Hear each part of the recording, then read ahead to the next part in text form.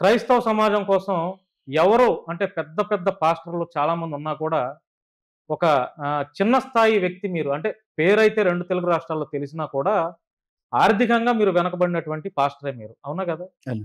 మరి క్రైస్తవం సమాజం కోసం, క్రైస్తవుల కోసం ఒక యుద్ధమే చేస్తున్నారు మీరు. అంటే ఎందుకు అంత పోరాటం చేయాల్సినంత అవసరం ఏంటి? ఇప్పుడు నా కుటుంబానికి కష్టం వస్తే నేనే కదన్నా మాట్లాడాల్సింది. హ్మ్. నేనొక క్రైస్తవుడిని. నేనొక చర్చ్ పాస్టర్‌ని. క్రైస్తవ సంఘానికి నేనొక ప్రతినిధిగా ఉన్నాను. మరి క్రైస్తవుల గురించి మాట్లాడేటప్పుడు దానికి సమాధానం చెప్పాల్సింది నేనే కదా! హ్మ్. ఎవరో వస్తారు, లేదు ఎవరు చెప్పట్లేదు అని చూసైతే నేను ఆగలేను. నేనున్నాను గదా! హ్మ్. నేను గూడా ఒక క్రైస్తవుడినే గదా! హ్మ్.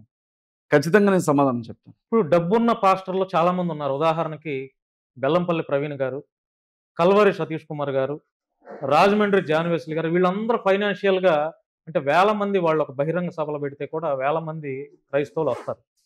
సో, వాళ్ళకేదన్నా అయినా కూడా చాలా పెద్ద విశ్వాసులుంటారు. మీ క్రిస్టియానిటీకి సంబంధించినటువంటి సంఘస్థులుంటారు, విశ్వాసులుంటారు. వాళ్ళ వెనక డబ్బు కూడా ఉంది. మరి మీ వెనక డబ్బు లేదు. ఏదైనా కేసులవుతాయి. మీ మీద దాడులు జరుగుతాయి. ఆల్రెడీ దాడులు చేసే ఉద్దేశంలో కూడా చాలామంది ఉన్నారనే ఒక ప్రచారం కూడా జరుగుతుంది. మరి వీటన్నిటి నుంచి మీరెలా బయటపడతారు? ఏంటి మీ యొక్క ధైర్యం ఏంటి? మీ యొక్క సపోర్ట్ ఏంటి? అసలు ఏంటి? బైబిల్ అంత గ్రంథం విరుచుకు పడుతున్నారు గదా! హిందువుల మీద అంత విరుచుకు పడుతున్నారు. ఏంటి మీ వెనక ధైర్యం ఏంటి? అసలు మీకెవరున్నారు? అన్న బైబిల్ గ్రంథంలో ఒక మాటుంటుంది. మనుషులను నమ్ముకుంట వ్యర్థము. రాజులను ఆశ్రయించుట వ్యర్థము. యెహోవా యందు విశ్వాసముంచువాడు ధన్యుడు అని బైబిల్ గ్రంథంలో ఒక మాటుంటుంది. నేను తప్పు మాట్లాడను మొదటిది. తప్పు అని ఏదైనా ఒక మాట నాకు అనిపిస్తే అసలు ముందు నేను దాన్ని మాట్లాడను. నేను వాదించేది తప్పైతే నేను మాట్లాడను. నేను సత్యం పక్షాన్ని నిలవబడ్డప్పుడు, నిజాయితీ పక్షాన్ని నిలవబడి మాట్లాడేటప్పుడు ఎదుటున్నది ఎవడైనా సరే నాకనవసరం. రెండవది ఇక కొడతారు, తిడతారు అని అంటారా? దానికి నేను భయపడినన్న. ఈ ఉడత ఊపులకి, తాటాకు చప్పులకి నేను భయపడే వ్యక్తిని కాదు.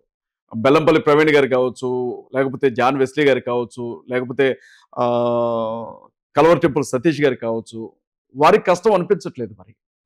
క్రైస్తవుల మీద ఇంత పెద్ద ఎత్తున దాడులు జరుగుతూ ఉన్నా, అదెందుకు వారి హృదయాలను కదిలించట్లేదు. కానీ నా మనసు ఆగట్లేదు. హ్మ్. చూసుకుంటూనే ఉండలేకపోతున్నాను. ఇప్పుడు నా బిడ్డ జోలికి ఎవడైనా వస్తే నేను ఊరుకోను గదా!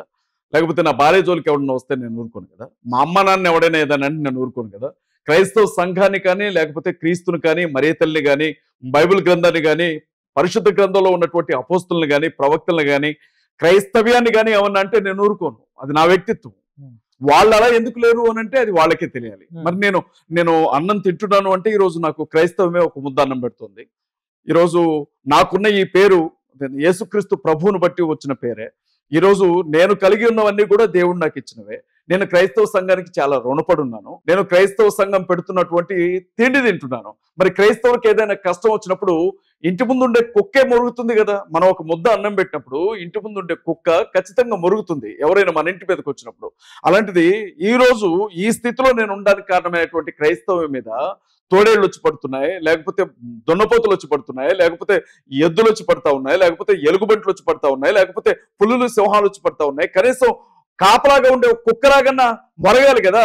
క్రైస్తవ సమాజాన్ని కాపాడుకోవడానికి మేము ఉన్నామని చెప్పాలి. కనీసం ఎదురు తిరగాలి కదా! సంఘానికి కాపరిగా ఉన్నాను. సంఘాలకు కాపరిగా ఉండమని దేవుడు మాకు చెప్పాడు. సంఘానికి ఏదైనా కీడు జరుగుతుంది అనంటే ఎదురు నిలబడాల్సింది మేమే కదా! అందుకు నేను నిలబడుతున్నాను.